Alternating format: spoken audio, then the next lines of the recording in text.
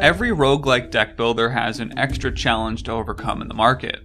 On top of all the difficulties of game development and publishing, there's the fact that the genre's magnum opus is an evergreen title, one that by design can be played near infinitely.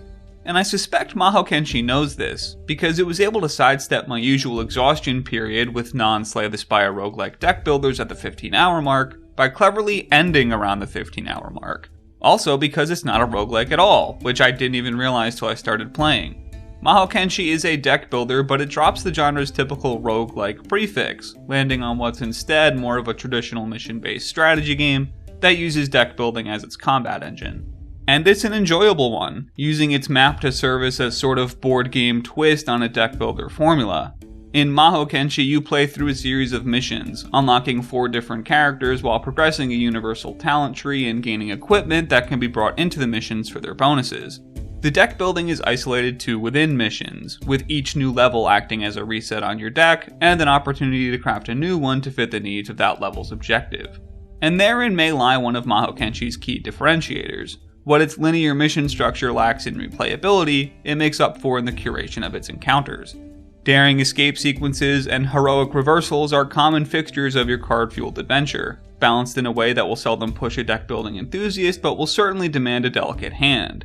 Because the biggest learning curve to overcome is the introduction of movement. It's not only a vector to differentiate class and encounter design, but a totally new way in which you need to think about resource management. The typical deck builder starter deck of a half dozen strikes and a half dozen blocks has the latter replaced with dashes.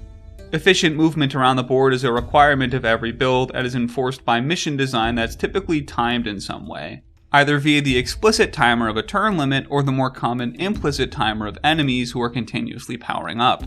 So what you end up with is a game that has your needs of traditional deck builder damage and defense optimizations being balanced with a sort of board game, where new cards and power-ups are tiles on that board you need to navigate to, rather than being something you do in between combat.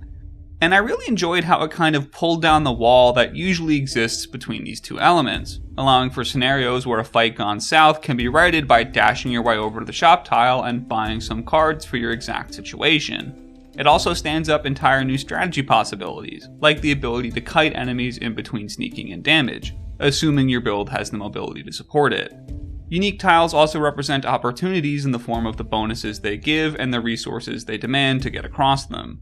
Simple road tiles require the least energy expenditure to traverse, but if you're willing to spend more to climb a hill or a mountain, you'll be rewarded with high ground damage bonuses or defense buffs. Unfortunately, the nearer to the late game you get, the more Mahokenshi leans on its corrupted tile type, inflicting a debuff that punishes you with a permanent max health reduction if you don't move enough tiles per turn. In a vacuum, it's a fair enough challenge that reinforces the game's movement focus, but as this thematic corruption that's overtaking the land and is therefore present in like all late game missions, it ends up taking a game that already demanded decks with a balance of mobility to have a fixation on mobility. So despite the fact that in the final hours I was at the apex of my understanding of these classes and their unique strengths, my late game decks were very homogeneous movement decks. It's a restriction made more poignant because of how easily build diversity flows elsewhere, with the game's 4 classes of warrior, tank, rogue, and weird trickster mage having at least 2 to 3 unique playstyles within them. But it's really outside of the deck builder and strategy core where the duller edge of Mahokenshi is shown. A forgettable, save pseudo-Japan story is told through cutscenes that bookend each mission and pan over still images while narration happens. There's this grainy look to the game's presentation, and the visual diversity of the levels only barely deviates from the Grassy Plains starter missions. The artwork and style of the cards, though high quality, never goes beyond the very traditional beats that you expect from its samurai deck builder premise. There's also a lack of quality of life features. No mid-mission saving is especially frustrating when missions can run up to an hour if you play them with deliberacy, and if there is a hotkey for ending your turn, I still haven't found it.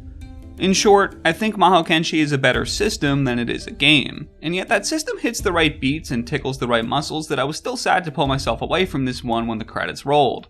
Strong build and character diversity, a board game influence that opens up strategic positioning and pathing opportunities, and an embracing of its non-randomized level scenarios to allow for more script-like mission sequences make Mahokenshi a game that's unlike most deck builders I've ever played.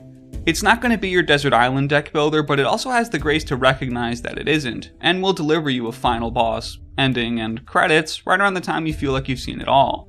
The indifference it has to anything that's not its core gameplay systems means that Mahokenshi won't appeal to anyone outside of the very narrow audience looking for the very specific things that Mahokenshi does well, namely delivering on a mission-driven Slay the Spire-like with movement.